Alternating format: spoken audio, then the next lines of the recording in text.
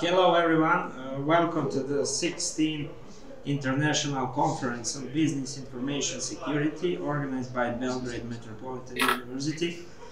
Our first paper for today is titled Ecological Security and Planetary Resilience, Integrated Approaches to a Sustainable Future, authorized by Vlade Zaristić, Faculty for Applied Ecology, Future Belgrade, University Metropolitan Belgrade, Serbia, Marija Maksin, Reza, Serbia, and Jelena Bošković, Belgrade Metropolitan University, Serbia.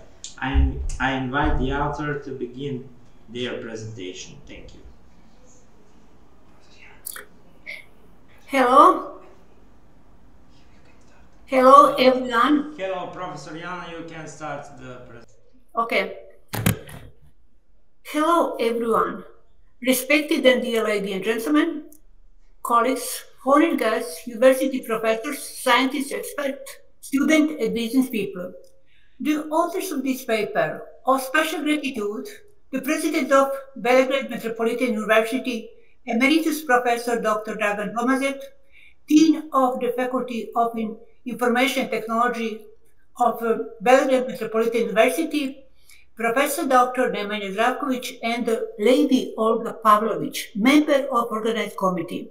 You have shown use explanation honor, the scientific epithet that we can grant you, give a lecture on behalf of youth to authors and address you the following words that will, I believe, remain in your heart and memory for a long time from this sixth International Conference on Business Information Security, BISEC2025.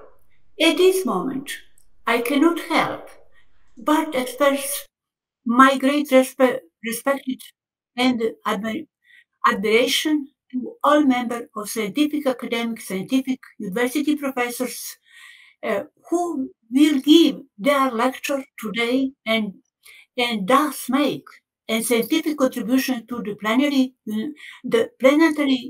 universally of knowledge. I will present paper of the authors are Risic, Bicic, and Bošković, but I will discuss of our topic ecological security and the planetary realized integrated approaches to a sustainable future. I am an integral part of the IRICIA research team of academics who give this lecture. IRICIA not the sound ground, but it's true that bring change of the field of multidisciplinary. Nature is the most beautiful art. Since I am a career scientist and university professor, I have not read my presentation for years, but also have multimedia lecture. My rhetorical ability and knowledge give me an advantages that I only need ordinary scientific data and speaking everything else clearly so that the listener get use of the living word. Thank you in advance for your understanding. In the 21st century, man is greatest challenges. Why man? Until we ask the question why, at such a level of development of technology, science, through we are creation to nature. Haven't we learned anything from the development of civilization how to be in synergy with nature? Ecological issues have become key social and political issue today.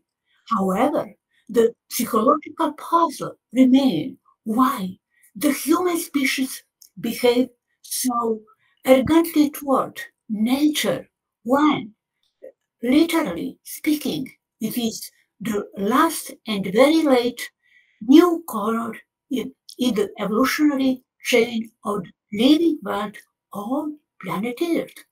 Humanity has only on Earth and also has only in common future, regardless of the solution to the current crisis of the achievement of a common, better future. Humanity must establish cooperation and solidarity. The 20th century is a century of epochal progress, but also the century that took the most human lives since the first man was organic. Today, it's not easy to change in science and fight for scientific truth because we all know that the general race and material good and political power in modern world. The paper capitalizes ecological security and governmental equilibrium between human aspiration and the regenerative capacity of Earth system, moving behind centric nation of security. It frames the ecosystem itself, the primary referent and integrated insight from social ecological systems theory, realized technique, and circular economy practice. Ecological security has become one of the most important framework for understanding the, the long-term sustainability of human civilization. It describes a dynamic balance between human society and natural systems that support them, an equilibrium that must maintain even as environmental pressure intensity. Unlike traditional concepts of security that focus on political, border, and military threat, ecological security placed the stability on the biosphere at the center of social well-being. This shift represents a major transformation in how humanity understands risk. The determination of ecosystem, the decline of biodiversity, and the description of the climate system are now recognized a direct threat to global stability and human survival. As the natural regulatory mechanism become ensuring the reliance of ecological systems becomes essential for peace and development and public health. A concept from the mutation of this transformation lies in understanding society and nature in contained systems. Security in this context depends on the continuous availability of essential ecological service, clean air, fresh water, healthy soil, food production, and climate regulation. When the supply of these services become insufficient, social system enter instability. Foreign integrated dimension define this field. Prevention, adaptation, reliance, solidarity, the ethical commitment to protect the environment, the current, future generation. Together, these dimensions from a feedback based system that marriage ecological understanding with technological and ethical decision making. They guide the transition from linear development models toward a planetary framework in which realize define the limit sustainable growth. Ecological security and global challenges, modern environmental challenges such as pollution, biodiversity loss, and climate-related disorders are deeply interconnected and demand integral response. Pollution of air and water degrades human health and ecosystems. Climate change uh, implies extreme weather, even increased social vulnerability, the loss of biodiversity weakens ecological processes that support food security and economic stability. Digital technology in becoming essential tool for addressing these risks. Environmental monitoring systems, artificial intelligence, and community-driven data collection improve the ability a daily treat predict impact on coordinated response. This tool transforms environmental management from reactive climate to proactive protection. The circular economy, future strength, ecological security by reducing production system to prevent waste, regulate resources, and create transparent, trackable material flow. What ecological security means? Ecological security describe and condition in which ecosystem and human society coexist in stable, mutually reflecting balance. It protect natural process, biodiversity, and critical resources while ensuring the long-term functioning of the biodiversity. It fundamentally replaces security by shifting attention from national boundaries to the ecological limits within which civilization must operate. The fourth fundamental dimension of ecological security: prevention, adaptation, realize solidarity. Ecological security is planetary paradigm. Ecological security has uh, evolved into a global framework from integrated climate science, economic, architecture, and governance.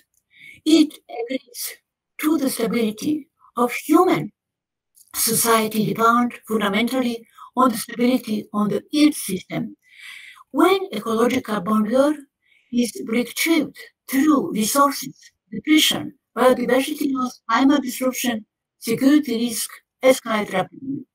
Pollution and digital transformation of prevention. Pollution of air, water, and soil is on the clearest indicator of complete ecological security.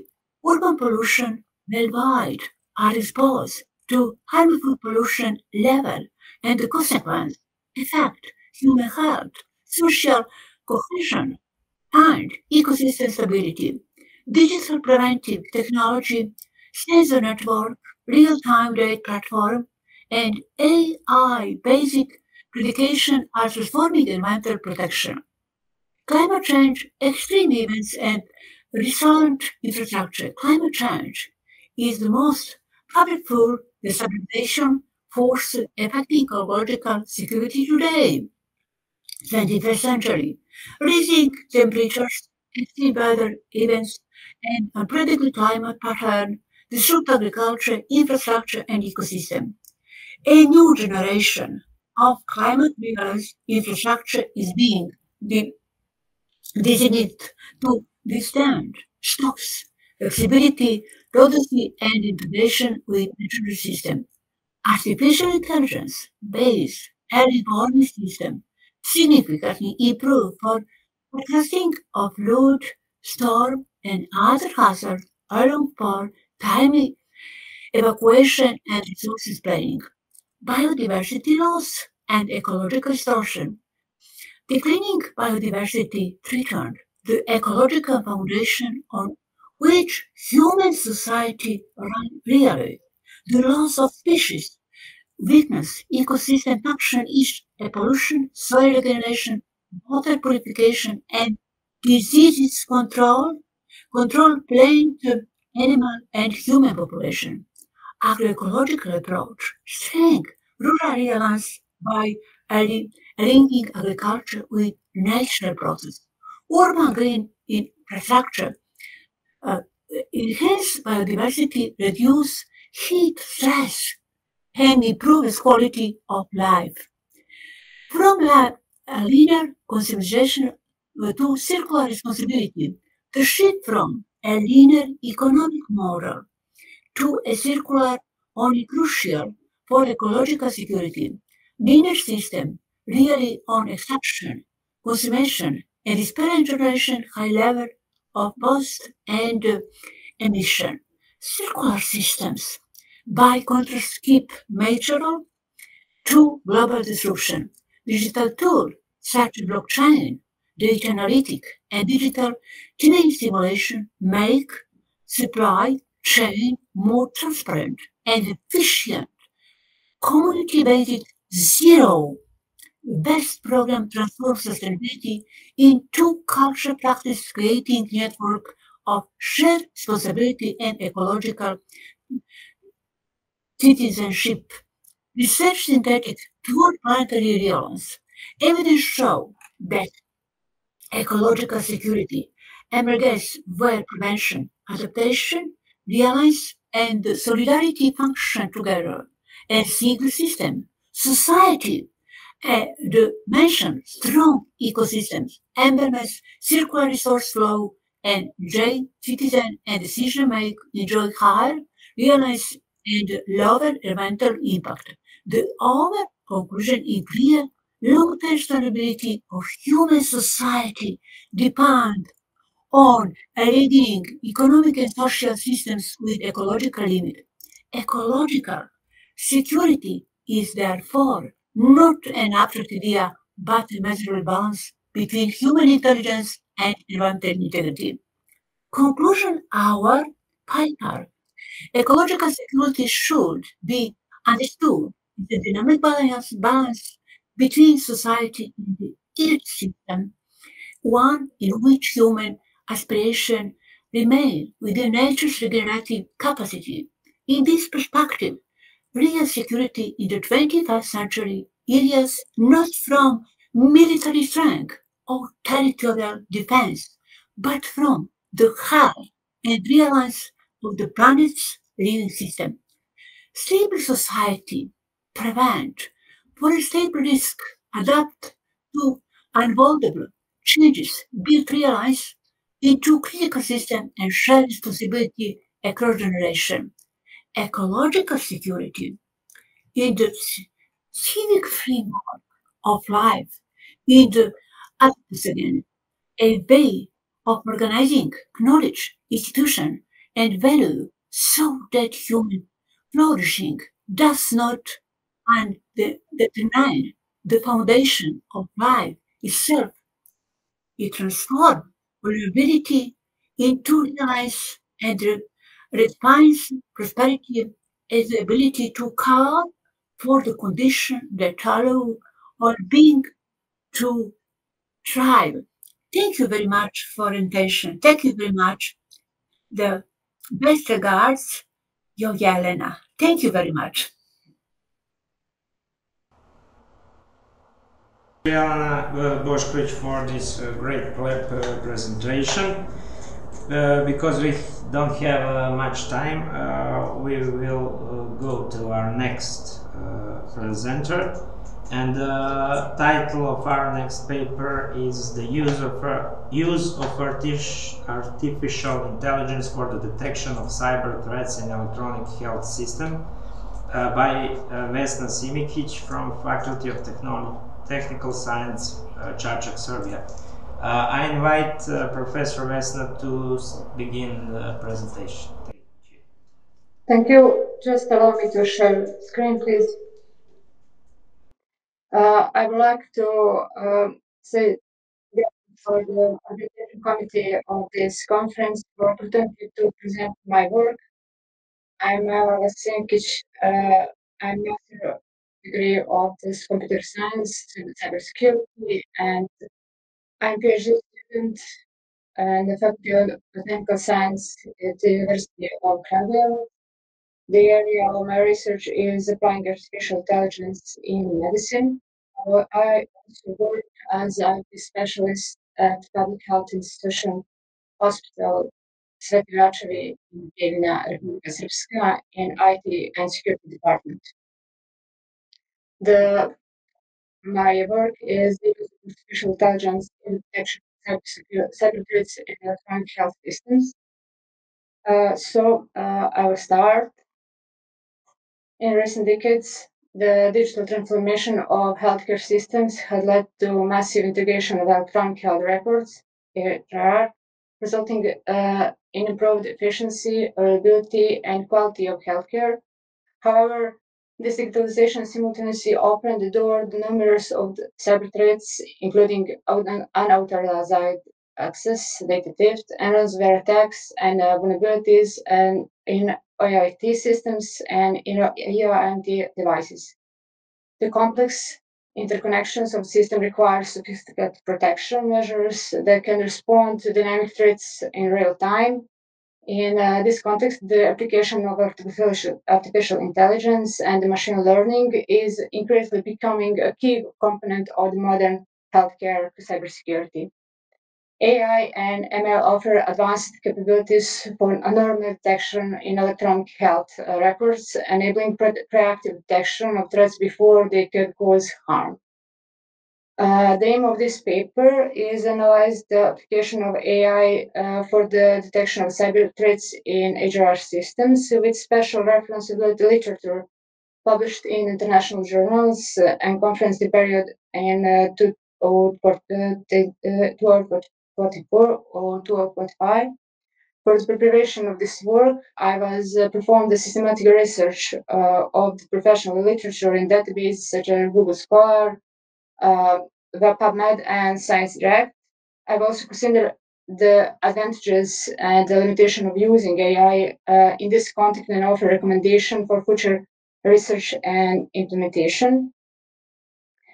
Digitalization of healthcare and the implementation on electric healthcare records has significantly improved the efficiency and availability of healthcare services, but at the same time have opened new challenges in terms of cybersecurity. The implementation of AI application and healthcare systems may increase the risks of privacy violation and compromise data integrity.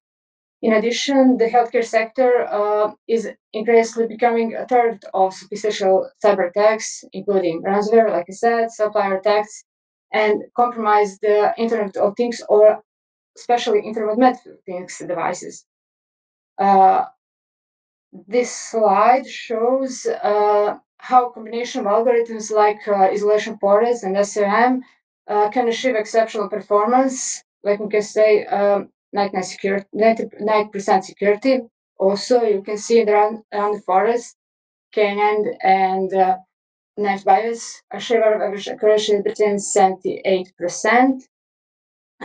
Also, you can see all the details in this slide. Because of time, I want the presenting. We also have challenges and limitation in this area. The implementation of artificial intelligence in healthcare system brings numerous of security and ethical challenges, among which the problems are latent bias, decision making without human supervision, and potential violation of patient privacy, especially prominent. Additional challenges includes limited access to quality data sets due to privacy regulation or high number of false positive alarm, then detecting anomalies, and complexity of integration new AI technology into existing systems. Also, compliance with international standards and laws such as GDPR and HIPAA is necessary to ensure the legal and ethical application of technology, creating a robust regulatory framework. And transparent guidelines remains critical. Crucial. Pardon.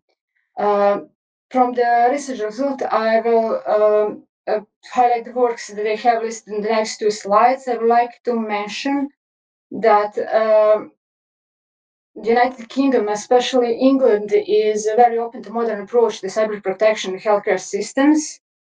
Some of these methods is applied in Milton Keynes University Hospital through the implementation of dark trace AI technology, and the public health system of England has gladly accepted the similar AI solutions such as HealthGuard in order to detect possible cyber threats and more effectively protect of data in patients. Unfortunately, in our area, there is no documented data for applying artificial intelligence in the cybersecurity in the health systems.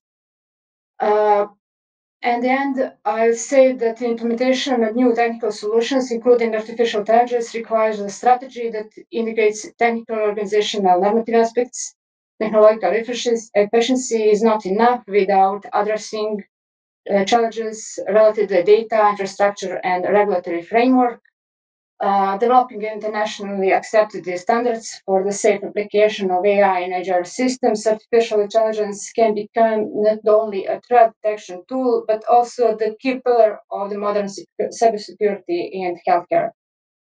Thank you.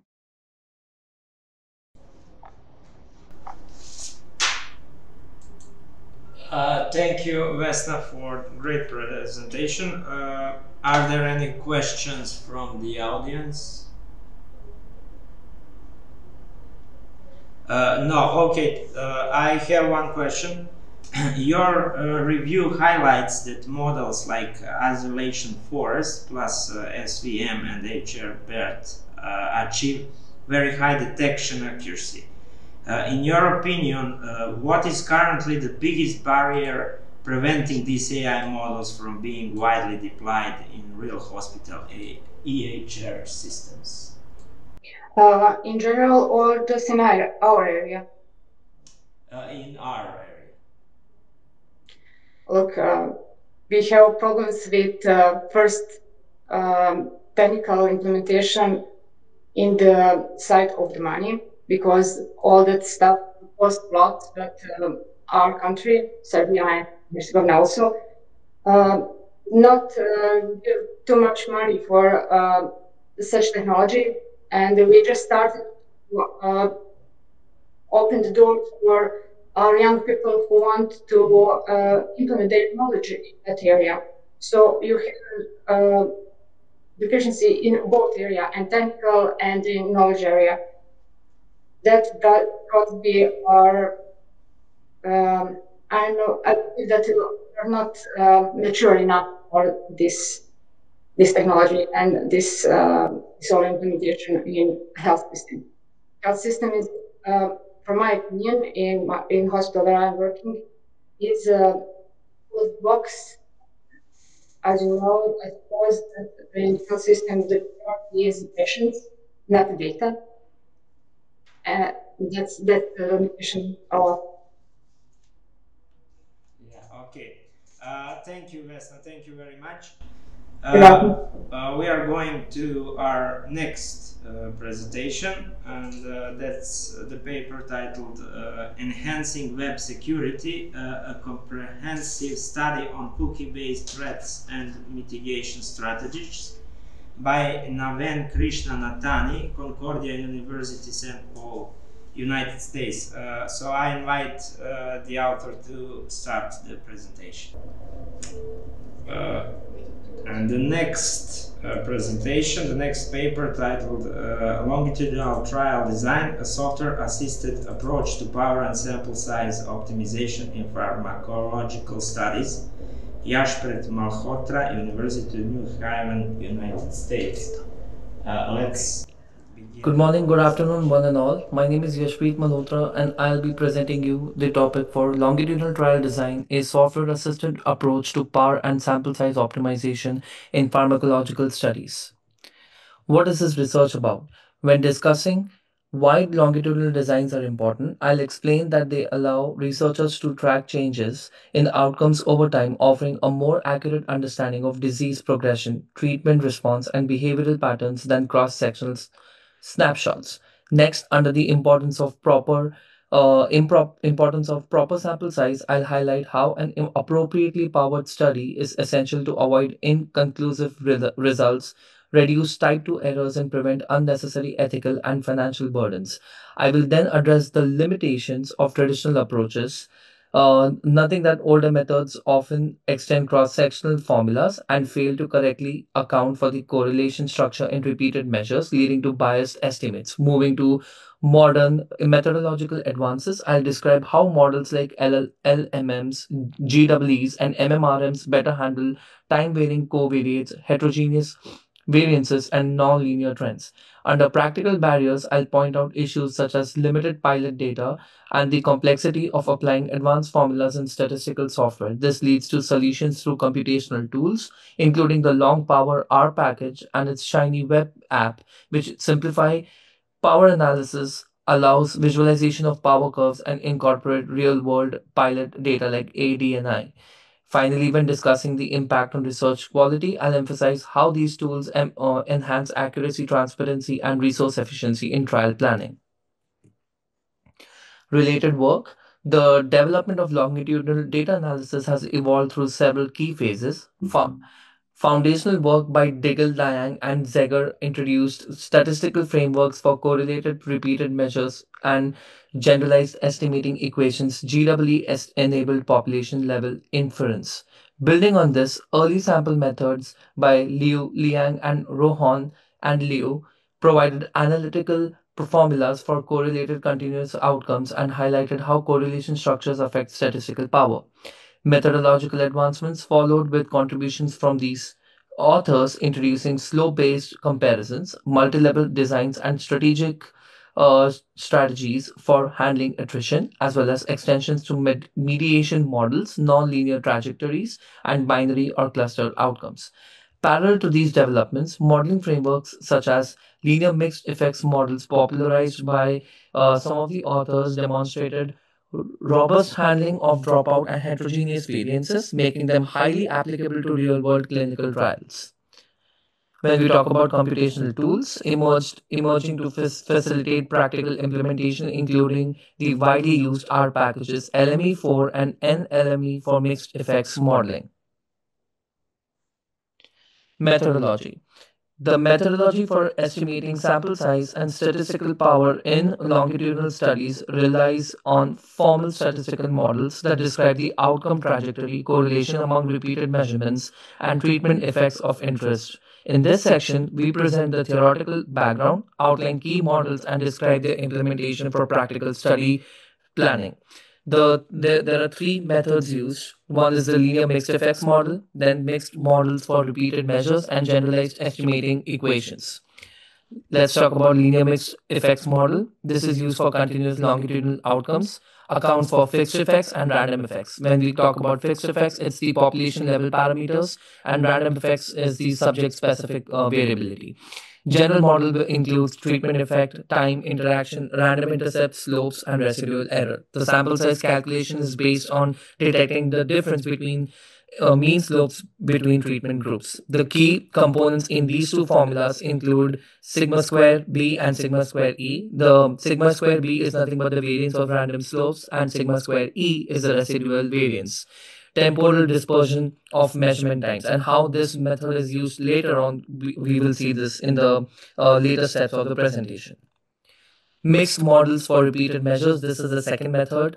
This is treated as categorical, allows flexible modeling of mean response trajectories, does not assume linearity in the outcome over time, accounts for within subject variance covariance structure, sample size calculation considers retention rates, allocation ratio, effect size at last time point, and design specific inflation factors, suitable for clinical trials with dropout and flexible mean trajectories.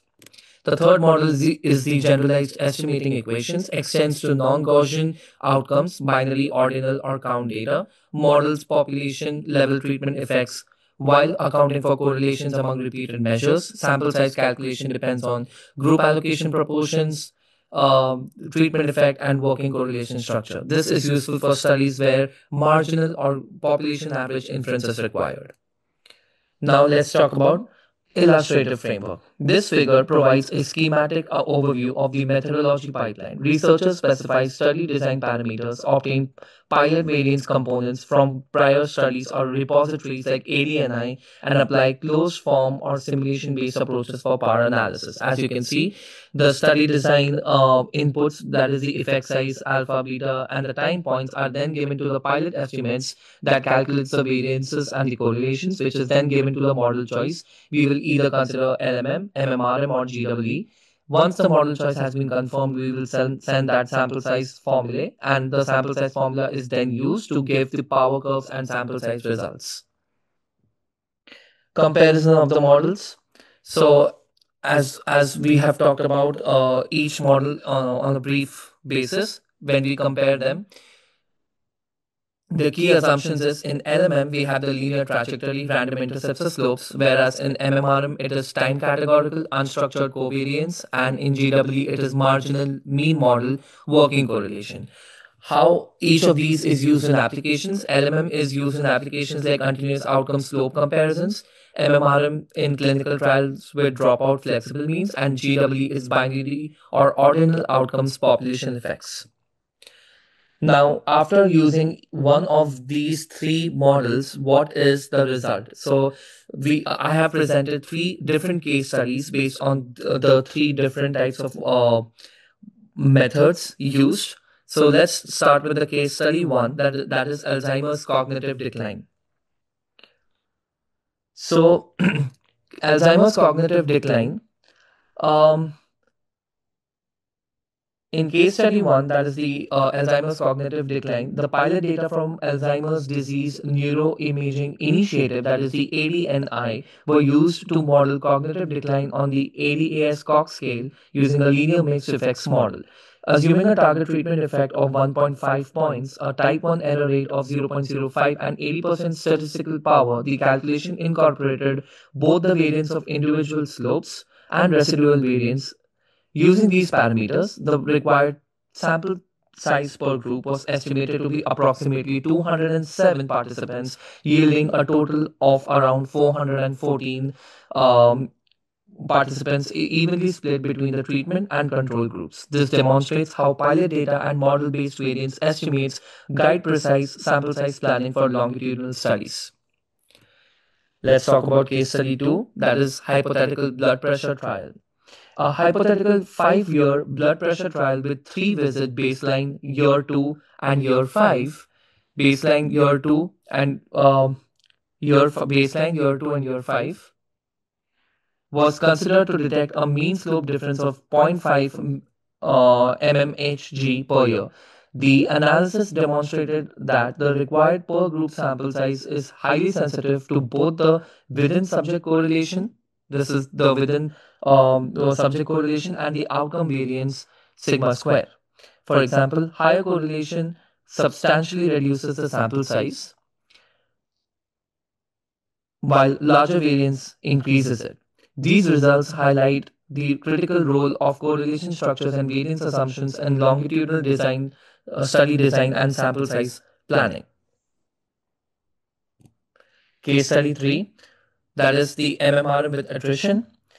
A mixed model for repeated measures, that is MMRM, was applied to a study with 4 planned visits, accounting for attrition rates of 0%, 10%, 20%, and 30%.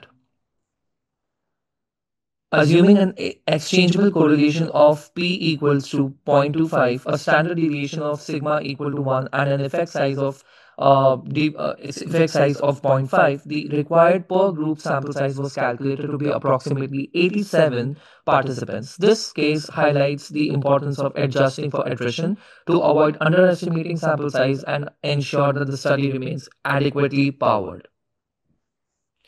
So, visualization of sensitivity analysis. This section illustrates the sensitivity of required sample size to within subject correlation. This figure shows that when variance and effect size are held constant, higher correlation among repeated measures substantially reduces the required sample size. The visualization emphasizes the importance of accurately estimating correlation structures during study design to optimize participant requirements in longitudinal trials. What are the summary of findings? Across case studies, results consistently show that higher within subject correlation reduces sample requirements, larger outcome variance inflates the sample size. The attrition adjusted formulas for MMRM are essential for realistic planning. These findings emphasize the critical role of careful parameter specification and model choice in longitudinal trial design. When we talk about discussion, the study demonstrates the practical value of advanced statistical models for determining sample size in LMMs, MMRMs, and GWE. That is the 3 different methods. It highlights the specific scenarios for each approach that offers advantages. The findings are interpreted in the context of existing literature, with implications for optimizing study design and enhancing applied research in longitudinal trials. So the first one is interpretation of findings. The Alzheimer's disease case study demonstrates how LMM model based formulas use slope variance and residual error to calculate sample size, resulting in roughly 207 participants per group to detect meaningful cognitive changes. The hypothetical blood pressure trial, the second case study, showed that higher within subject correlation dramatically reduces required sample size. That is from over 300 to fewer than 100 per group as correlation increased from zero point 0.2 to zero point 0.8, highlighting efficiency gains from repeated measures. The MMRM example, that is the third case study, illustrated the importance of accounting for attrition, as including dropout modesty increased the estimated sample size, preventing underpowered studies.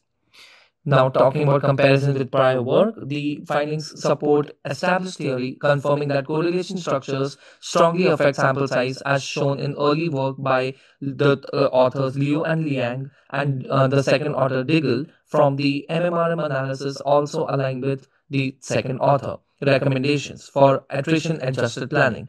What sets this study apart is the integration of multiple approaches into a single framework instead of one approach, and the demonstration of real world applicability using the ADNI data. Unlike previous studies that presented isolated formulas, this pipeline offers a cohesive workflow that combines pilot data, formula based calculations, and graphical outputs, enhancing both usability and transparency, which makes my work different than the prior work. Strengths of the approach. A major strength of this framework is its flexibility, allowing researchers to choose between parametric methods, the LMM and the MMRM, and semi-parametric methods, that is the GW, based on outcome design, outcome type, and study. The combination of closed form formulas and simulation-based verification ensures results are both efficient and robust to deviations from model assumptions.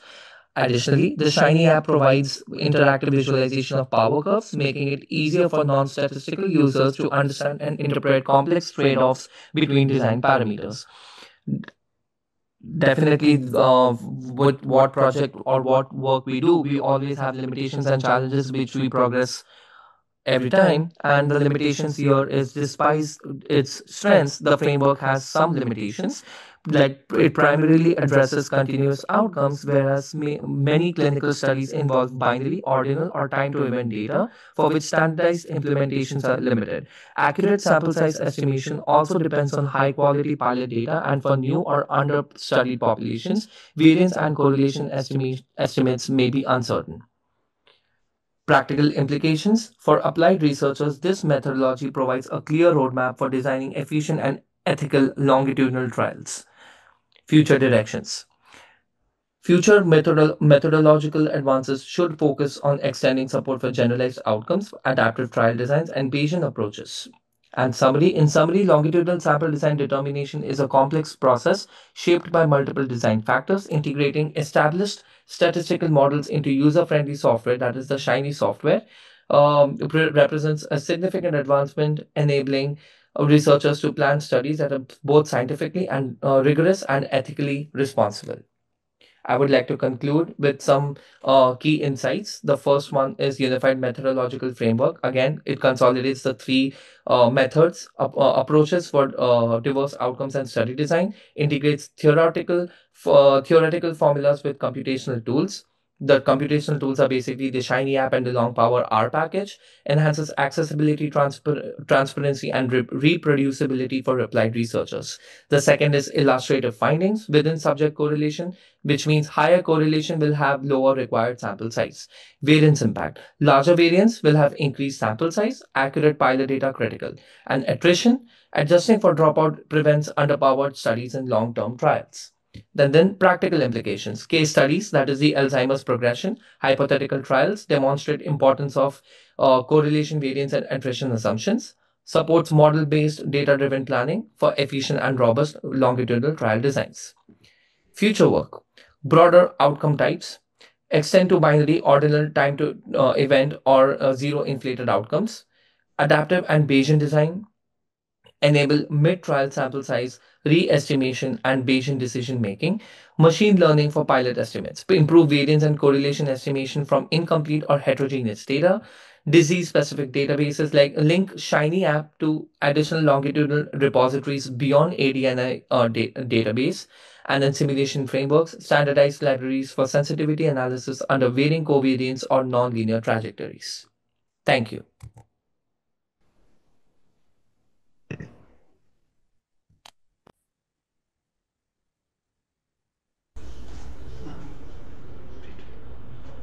Thank you very much. Now we are going to our next paper, enhancing ESG capacity in AIs through an open access impact index platform.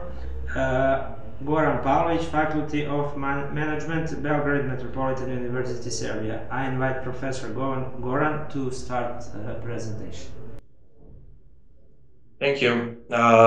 First, can you tell me, is the presentation on the screen, and can you hear me properly? Yes, you can start. Okay, great.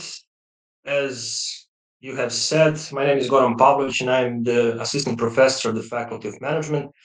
And today I will be talking about some sustainable aspects in higher education institutions, with special emphasis on some aspects of digitalization and digital transformation of such aspects. And this presentation and this future paper is the part of a shift project, which informations you can see in the bottom right of the screen.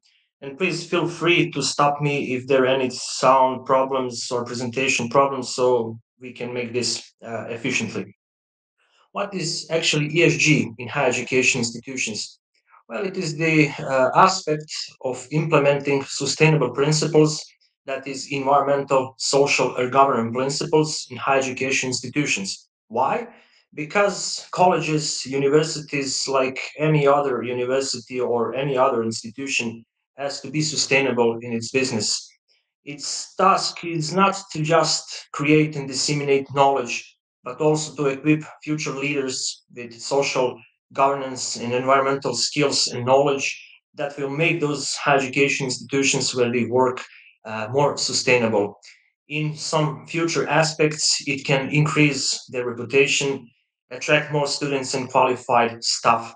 But how to just implement ESG in higher education institutions, it is not a trivial task. It is a very complex aspect which demands multidimensional approach. What that means? It means that academic and non-academic staff, teachers from different disciplines and fields, have to work together to make strategies and principles that are aligned with higher education institution mission, values, and that will provide more sustainable performances during time. But implementation of ESG principles is very demanding task, since it demands more indicators, very much specific areas to measure, impacts to track, methodology risk to measure, etc. So when we talk about this topic from the perspective of the project we work in, which Belgrade Metropolitan University is a member, this is a task which took us a few months, more than 1 year, maybe 2 years, to develop specific metrics in digital form that will help higher education institutions in Europe, and I hope in world, to better track, measure, and manage their sustainable performances. When we talk about the digital aspect of such process, digitalization has enabled us automated data collection, real-time reporting, which actually means that every higher education institution can gather information about their sustainable performances in real time, put them into the metrics we have developed, which will automatically give them a score. Where are they regarding the performances of sustainability?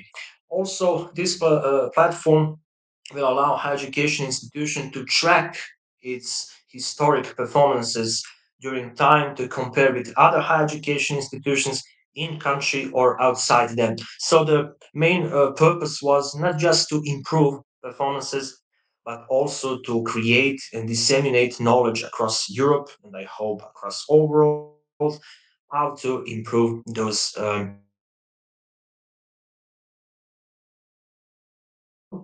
well, we can say that there are two very big sequential phases. In first phase, team from 7 countries have analyzed existing ESG policies which took us a few months to gather and to analyze few hundred different scientific papers and reports, mainly from United Nations, to check materiality and establish ground base for creation of metrics. The second phase of creation of such platform was the creation of ESG impact index metrics. And this task was led by Belgrade Metropolitan University and our team from Faculty of Management. And this matrix has all necessities, all ingredients that serves as input of such digital platform. What this actually means, this matrix, that is this open access platform, has 33 different ESG areas and 100 specific ESG measurement items. In order to be more objective and to validate the task we are doing, this matrix was validated by 48 stakeholders from Sweden, Spain, Poland, Serbia, Romania, Portugal, and Germany.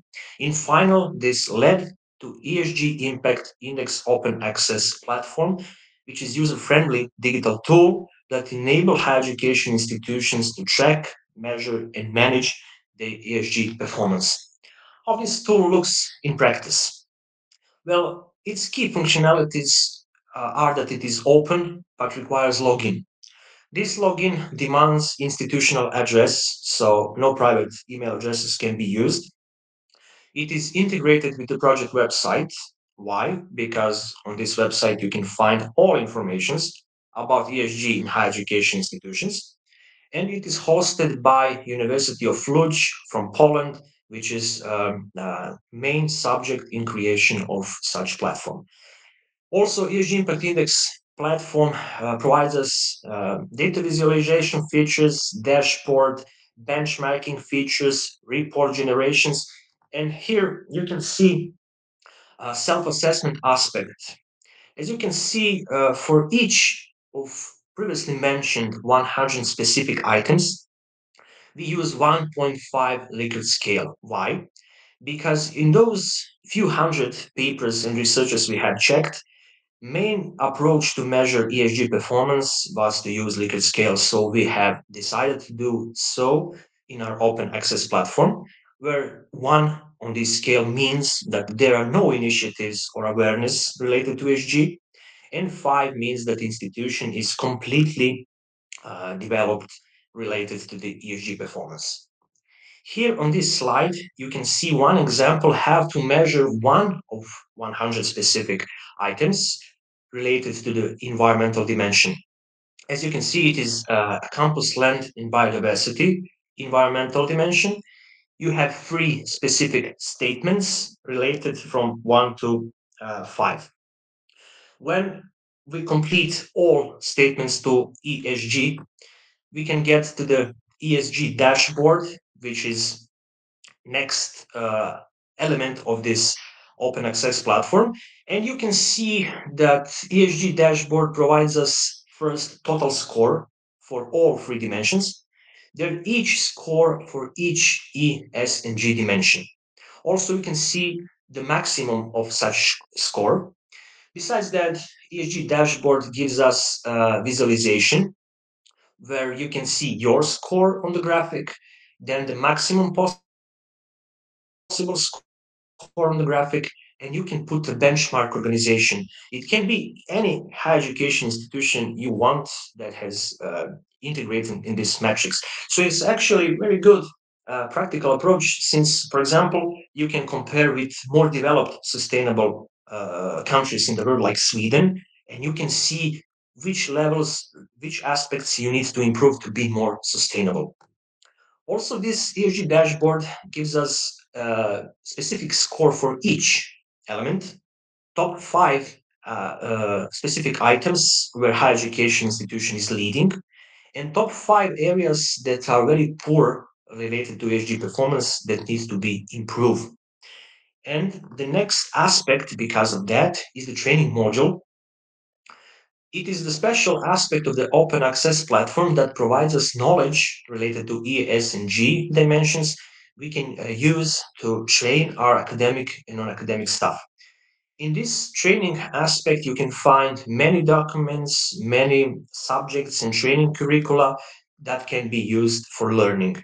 Besides that, you have time to complete each course, then training level, which is graded from intro to advanced and which is related to your previous score. For example, if you have very low score for each of the mentioned, you can start with the intro level and then go up to the advanced. So the main result of this platform is not just to measure and manage ESG performance, but also to create and disseminate knowledge across Europe. And as I say, I hope it will go to the across all world. In that way, digitalization can help us to be more efficient in measuring and improving our ESG performances. When it comes about the matrix itself, it will be available very soon. For more information, you can follow the official website or you can contact me through email or any other aspect information you need. Feel free to contact us. This is everything by me. If there are any questions, I will be happy to address them.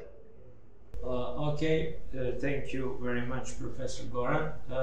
Are there any questions from the audience? No, I have one. Uh, why is this platform important in the context of digitalization? Yes, as I previously said, there are so many benefits of creation of such platform. First, it lets us the creation and analysis in the real time, which let us get the result in the real time and then gives us the dashboard and the visualization options.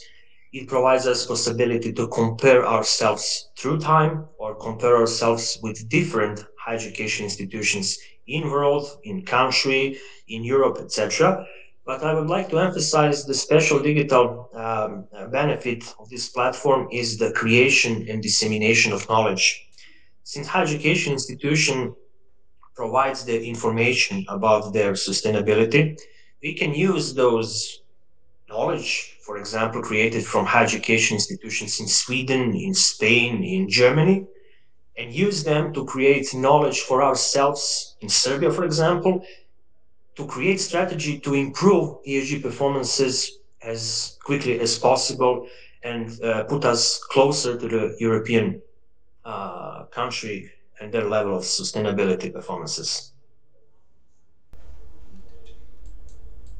Okay, thank you very much, Professor Goran. And now we will take a Thank you. short break and continue in 3:45. Thank you. Hello, everyone. Welcome back. We will begin with session 2, and our first second presenter is paper. Our second paper is titled Synthetic Sensor Data Generation for Activity Recognition. Authors are Ishwarya K and Salmaya Alice Natya A Nadini G D Devi from SRM Institute of Science and Technology, Chennai, India. Please, Professor Ishwarya, start your presentation.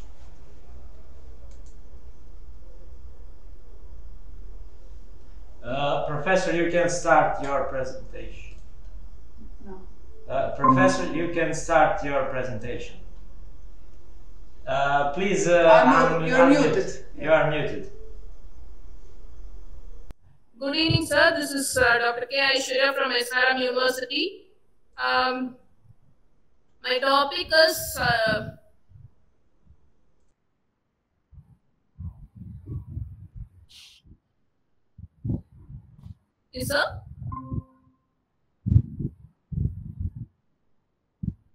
Sensor data generation for activity recognition.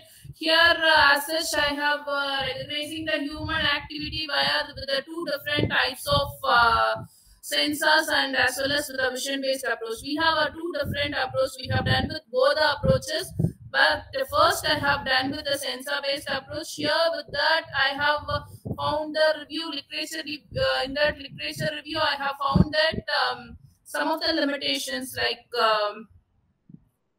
labeling errors, subject variation, imbalanced data, noise and uncertainty, overfitting. So, according to that um, outcome, here we have done only for outlier detection, specifically for noise and overfitting analysis of error-based with the help of sensor-based approach. Here, with that, the two different types of approaches are there: wearable sensors and ambient sensors. So, with the help of wearable sensor, accelerometer and gyroscope, we have used two sensors here. So, nearly we have calculated the activity of 7 types of activities. So, it starts from the range of 0. So, walking pattern and standing pattern, I have analyzed it.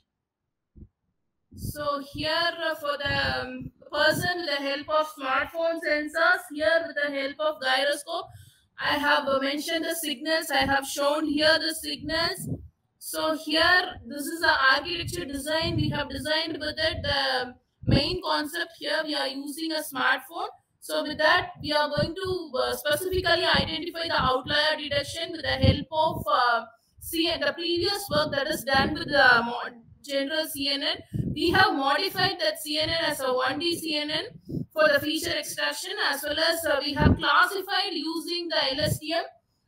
But in vision based, we have used the SVM approach, but it is not given a clarity in it. So we have gone with the LSTM for the sensor based approach.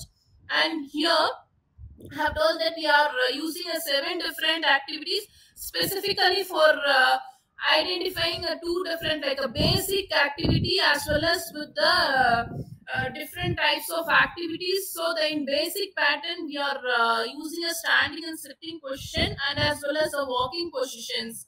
So the movements from one place to the other place. So how we can simplify the signal process with the help of smartphone. The gyroscope signal has been given for the walking pattern.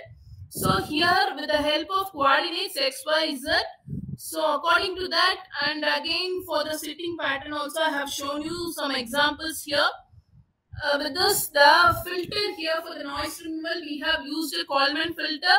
So in this Coleman filter, by using this, we have detected the outliers, and for that I have mentioned some of the things with the help of model summary with the 1D LSTM with the model parameter as well as the outlier prediction I have shown here. This is for the outlier detection. So for each and every pattern, it is recognized with the help of 1D CNN, as well as after doing with the feature extraction, the classification model we have used with the LSTM. So here I have done the modified 1D CNN. I have first shown the signals here, right?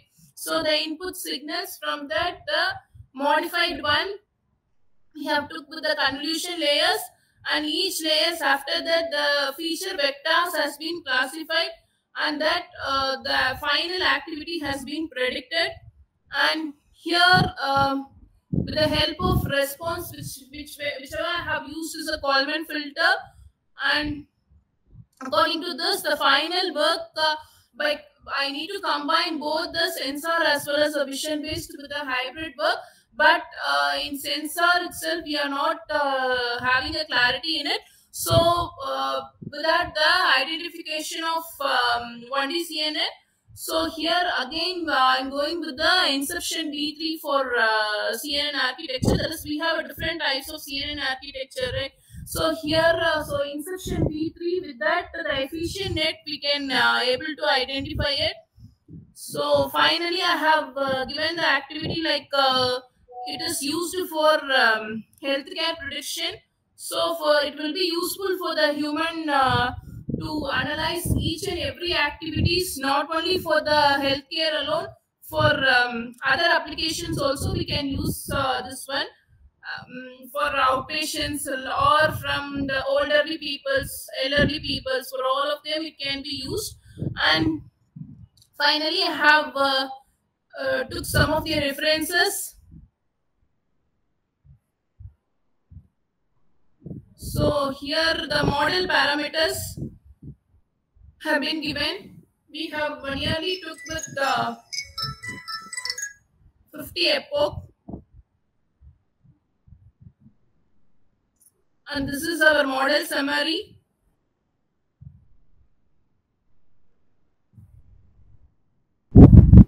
Thank you for your presentation. Uh, we have one question. Your model combines modified 1D CNN with LSTM layers. Yes, sir. Based on your experiments, which part of the architecture contributed most to improving activity recognition accuracy and why? So here with the combination of 1D CNN and LSTM, so here they have been used like a higher preference. For example, if we have used like a classification SVM and all, it is like machine learning algorithm. So here I have used for both feature extraction as well as for the classification, the deep learning one. In that in depth we have gone through, and here I have got an accuracy wise nearly 97 percentage of accuracy. So when compared to the SVM algorithm, we are getting very low accuracy rate. So it is probably while using LSTM the best result has been identified for us. Okay, thank you, Professor. Thank you very much. We are going to our next presentation, multimodule cognitive fusion for low resource environments, by Kushi Ratmur, Hashra Narayan, Shashwat Singh, Samay Natarajan, SCRM Institute of Science and Technology, Chennai, India. We will now start a video presentation.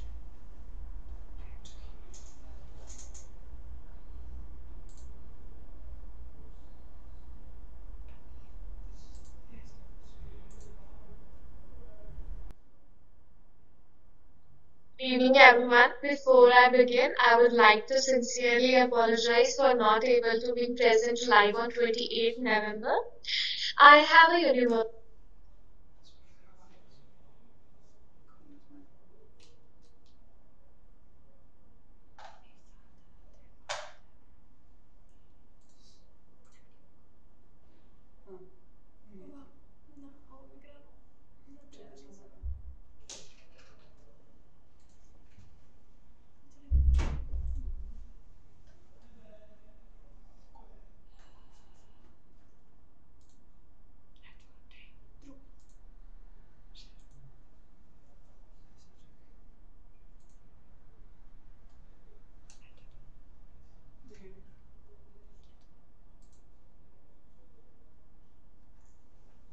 Good evening, everyone. Before I begin, I would like to sincerely apologize for not able to be present live on 28th November. I have a university examination scheduled on that day, which makes it impossible for me to attend the session in real time. Due to this academic commitment, I am submitting this video presentation instead. I truly appreciate your understanding. So my name is Khushi Rathwal, and today I'll be presenting a research titled Multi-Cognitive Fusion for Low Resource Environment. This work is authored by myself, Harsha Narayan, and Shashwat Singh under the guidance of our corresponding author, Dr. Soumya Nushajan. Our research focuses on enabling multimodal AI systems to operate efficiently even in environments with very limited computational resources. Now, moving to the next slide. Yeah. So, in today's landscape, multimodal learning, where we process text, images, audio, and sensor data together, has become extremely valuable. However, most multimodal models depend on large data sets, high computing power, and heavy hardware, which makes them unsuitable for low resource environments such as edge devices, IoT systems, rural healthcare setup, and low power mobile devices. So, to address these limitations, we propose CAFNet, the Cognitive Adaptive Fusion Network. CAFNet is a lightweight and efficient multimodal fusion framework inspired by human cognitive attention. So the key achievements include 85.9% accuracy, near the state of the art, 80% reduction in model size, and 53% reduction in the latency, all while maintaining stable performance under constrained conditions. So, moving to the next slide. So, let's begin with the introduction. The challenge. AI influences multiple sectors, including healthcare, transportation, smart surveillance, agriculture, education, and defense. So, a major advancement driving modern AI is multimodal learning, where models combine different types of information, be it healthcare, where AI integrates medical images, doctors' notes, and sensor readings to improve diagnosis, be it surveillance, where system combines video, audio, and environment sensors to track threats more accurately. And with mobile applications, where AI services in rural areas must run on devices with low processing power and weak internet connections. So, however, traditional multimodal models are extremely resource heavy. They rely on GPU, TPU, hardware, and large memory, making them unsuitable for low resource environments. So, this gap between increasing AI capability and limited real world resources is the motivation for smartly even when resources are scarce. Presenting system model, basically the CAFNet architecture. CAFNet is built in three core stages, which are lightweight modeling specific encoders. Second one is cognitive attention fusion layer, which is CAFL, and adaptive decision layer, which is ADL. CAFNet takes multiple input types, processes them through their respective lightweight encoders, and then selectively fuses only the most relevant information. What makes CAFNet unique is its ability to adapt to system constraints. If resources like CPU, memory, or battery are low, it automatically reduces or disables heavy modalities such as video input. So this dynamic adaptability makes CAFNet suitable for small devices and real-world deployments. So what are the modality-specific lightweight encoders? So each encoder extracts meaningful features while keeping computational costs low. First one is text encoder. Uh, Tinybird and Distilbird captures the semantic and contextual information efficiently. Second one is audio encoder. Uh, Audio is converted into MFCCs and passed through a 1D CNN to capture temporal pattern. Third one is image encoder. So MobileNet V3 extracts spatial features with a very low latency. And the last one is sensor encoder. So an LSTM processes sequential values like temperature or motion. So finally, all the features are projected into a shared latent space, enabling smooth multi-model fusion. So, what is cognitive attention fusion layer and how it works and what it does? So, the CAFL cognitive attention fusion layer is the most critical part of CAFNet. So, it is inspired by human selective attention, where the brain prioritizes the most important signals while ignoring the distractions. So the key features of CAFL are, first is attention weights. So each modality receives a learnable attention weight based on its relevance. The second one are resource awareness. So CAFL factors in CPU load, memory availability, and energy levels and bandwidth. Third are dynamic adjustment. It is like if the system is resource constrained, CAFL reduces or disables high cost modalities like images or audio. Fourth one is cognitive behavior. So just as humans focuses more carefully under fatigue, CAFNet shifts attention based on hardware conditions.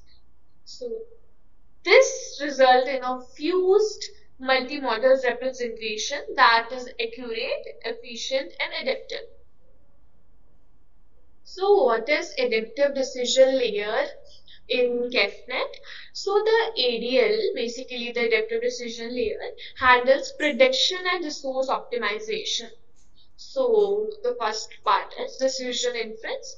So the fused vector is fed into a fully connected layer with softmax for classification. Second is resource monitoring. So the ADL continuously tracks CPU usage, memory usage, battery levels, and bandwidth. Third is adaptive control. So if the resources exceed thresholds, so the ADL automatically deactivates heavy modalities or it prioritizes lighter ones like text or sensors. Optimization equation, it balances the accuracy with the response cost, ensuring stable performance even under constraints. So overall, ADL ensures CAFNet always runs efficiently, adjusting itself in real time. So the methodology of CAFNet. So the CAFNet workflow proceeds in several steps, starting with the first step. So it collects the CAFNet collects the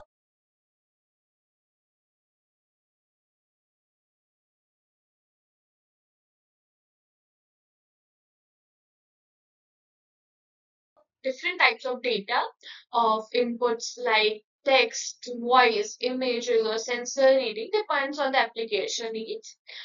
Second is it processes each through its lightweight encoders. Third is the extraction of features. So once every modality has been processed, all the extracted features move to the fusion stage. And at this point, the system assigns priority to the most informative input using the attention-based mechanism rather than the treating all the inputs equally. And alongside the prediction, the system monitors the resources continuously, such as the memory, battery level, and the processing units. And after that, if the system detects low resources, it smartly switches off the heavy modalities like the video and continues working with the lighter ones. And after that, it combines the weighted features into a single representation and it analyzes this fused information to predict the final output. Finally, the model gives the output results through the decision layer. So this creates the loop where predictions and resource awareness continuously update, mirroring human cognition. The results of our CAFNet model, which includes performance and efficiency. So CAFNet delivers strong performance while drastically reducing resource usage. So the key observations are first, it gives 85.9% accuracy, almost equal to transformer-based models. It is 80% smaller in modern size, enabling deployment on small devices. 53% reduction in latency, meaning faster inference. Stable performance under missing modalities or unstable network condition. And it automatically prioritizes informative modalities when one input fails or it is noisy, and it runs consistently. Even the battery, memory, or CPU are limited. So these results prove that our CAFNet potential for edge AI, remote healthcare, IoT analytics, and similar real-world applications. So to conclude our presentation, CAFNet is a resource-efficient multimodal AI framework designed for low resource environments. So it achieves high accuracy, which significantly reduces size and latency. The cognitive attention fusion layer enhances smart modality selection. The adaptive decision layer ensures stable performance under resource constraints. So overall, CAFNet offers an excellent balance of accuracy, efficiency, and real-time adaptability, making it suitable for tiny ML and edge deployments. In the future, we aim to add new modalities such as thermal, radar, or biomedical signals, integrate on-device learning or federated learning for continuous updates, and to enhance energy-aware training and inference strategies, to improve resource prediction models, and benchmark CAFNet on devices such as Raspberry Pi, Jetson Nano, and IoT boards. So yeah, thank you so much for listening. Uh, Thank you.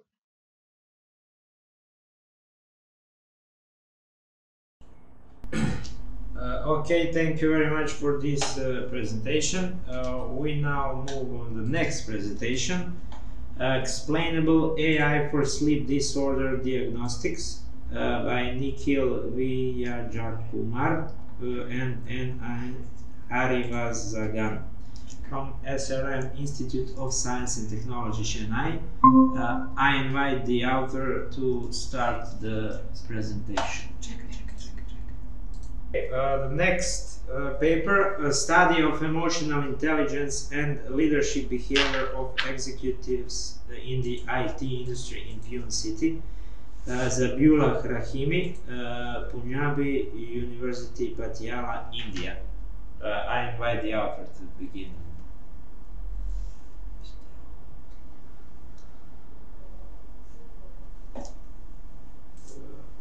Okay. The next music genre classification using audio data. Savmai Natarajan, Hussein Hakem, Shivansh Saxena, Ishan Bhardwaj, SRM Institute of Science and Technology, Chennai, India. Is there somebody to present this work?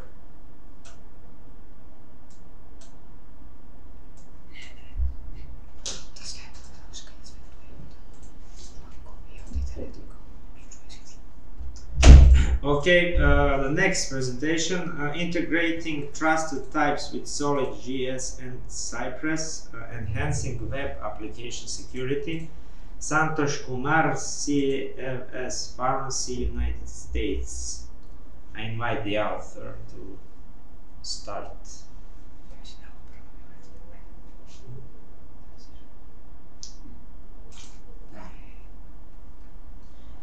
Okay, next presentation, enhance EEG emotion recognition via CNN by LSTM attention and functional connectivity features. Answer Mai S. Vaishnavi, Srepriya Dinesh, Madeshwaran S. Taranyate from SRM Institute of Science and Technology, Chennai, India, and Emilia Kisic, Faculty of Information Technology, Belgrade Metropolitan University, Serbia. I invite the author to begin the presentation.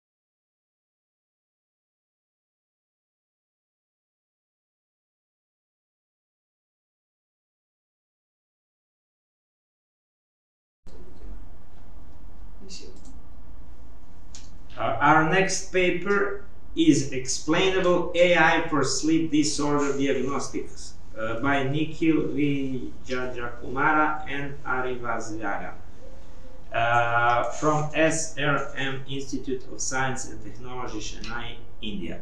I invite the author to begin presentation.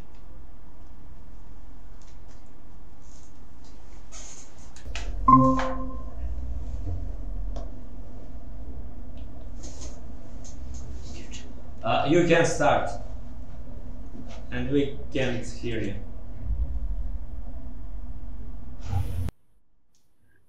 Good evening, one and all present here. I am Nirupama. Author name is, instead of Nirupama, it is printed Nikhil Vijayakumar. I have given for correction. It is they told it will be corrected, so I am presenting. I am Nirupama. I am doing research as a full-time research scholar under the guidance of Arivalavan sir.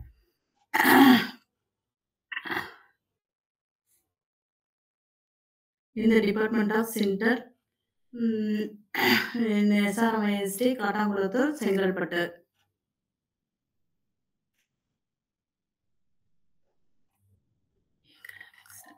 Wait a second. Next.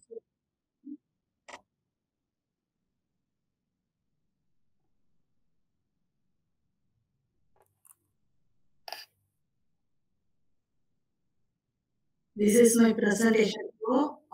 Abstract summary, introduction to sleep disorder, common sleep disorder, traditional diagnostic methods, AI sleep diagnostics, need for explainable AI techniques, AI method overview. One example is CNN for pediatric sleep staging. Another example is wavelet-based model, explainable AI techniques, integration with wearable technique, application of explainable AI, comparison of explainable AI techniques, integration with wearable technique, benefits of explainable AI, future direction and conclusion. This is my abstract summary of my paper. A million of people are suffered from sleeping disorders like insomnia and sleep apnea. AI is used for helping the analysis of sleep data, but models are often black boxes. Explainable AI is used for improving the understanding and trust in AI-based diagnostics. Introduction of the paper is about 30% of people in all over the world is facing the problem of sleeping disorder. Early detection will reduce the risk of diabetics, heart diseases, and depressions.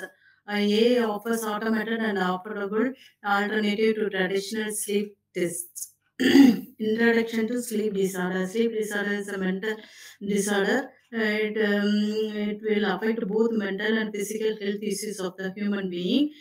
Some of the health issues are daytime sleepiness, mental health issues like depression, anxiety, impaired cognitive function, physical health issues like obesity, diabetes, decreased quality of life, high risk of accident. It is difficult to work in the workfield, strained relationship. Common sleep disorders. There are about 80 disorders. Among some of them are insomnia. It causes difficult to fall in sleep. Sleep apnea. It causes difficult to stop breathing during a particular period of time. In the night time, restless leg syndrome. This causes difficult to move our leg during the sleeping time. Narcolepsy. It causes daytime sleepiness. Traditional diagnostic method. One of the best traditional diagnostic method is polymorphography, but it is very expensive, consumes more time, and it requires specialized labs. AI in sleep diagnostics. AI model customized analyze sleep data.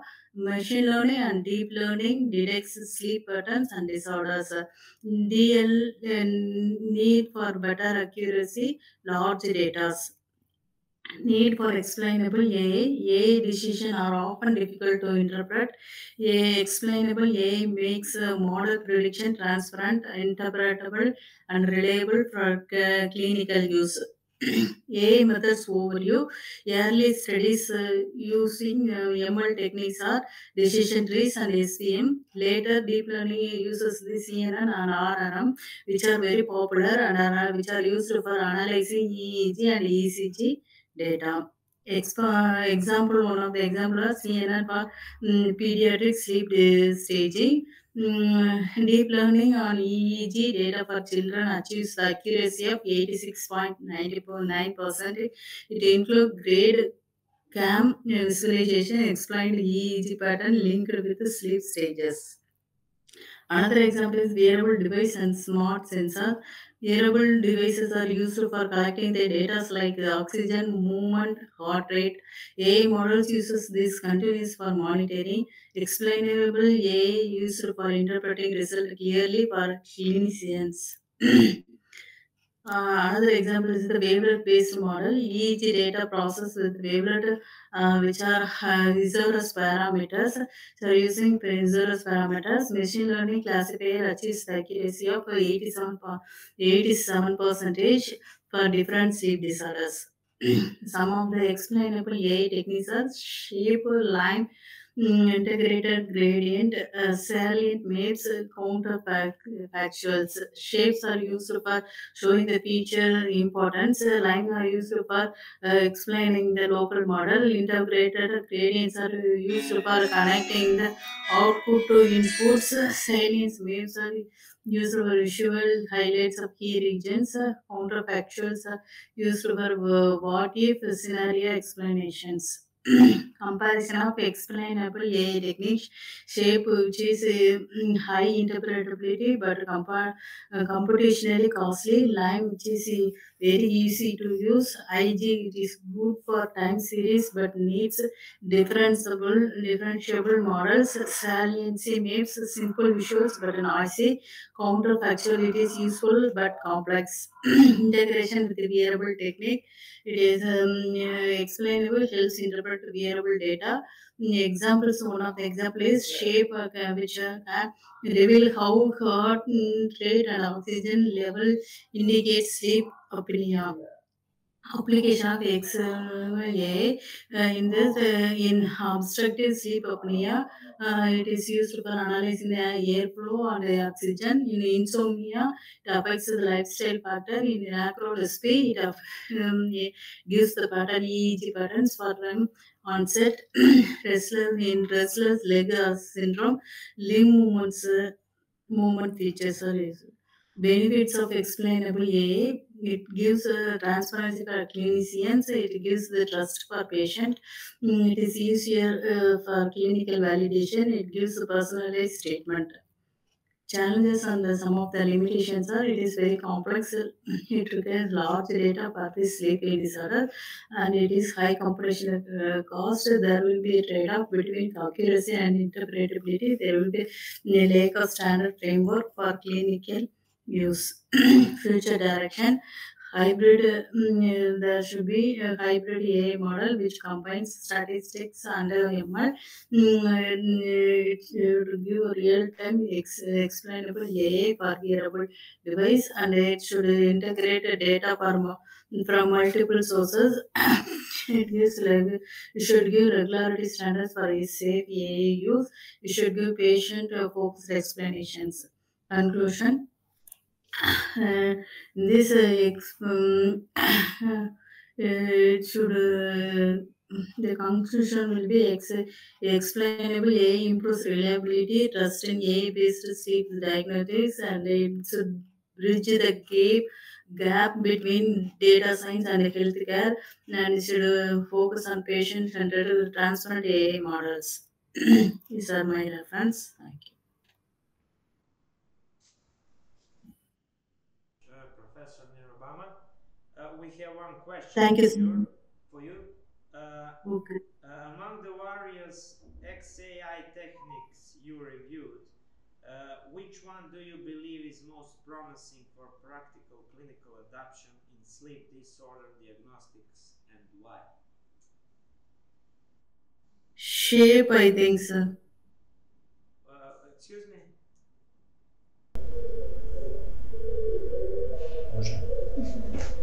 Hello everyone, this is the last call for the rest of the authors. First paper, a study of emotional intelligence and leadership behavior of executives in the IT industry in Pune City by Zabiullah Rashimi, Punjab University, Patiala, India.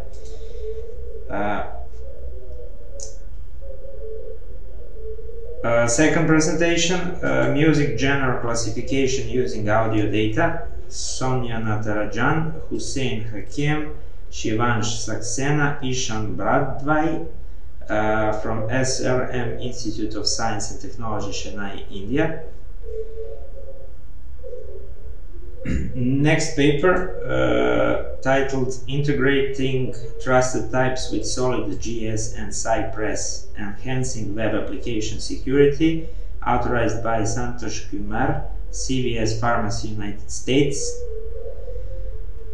And the last paper for this session, Enhanced EEG Emotion Recognition via CNN by LSTM Attention and Functional Connectivity Features, and Soumya S. Vaishnavi, Srepia Dinesh, Madeshwaran S. Turunya Te from SRM Institute of Science and Technology, Chennai, India, and Emilia Kisic, Faculty of Information Technology, Belgrade Metropolitan University, Serbia.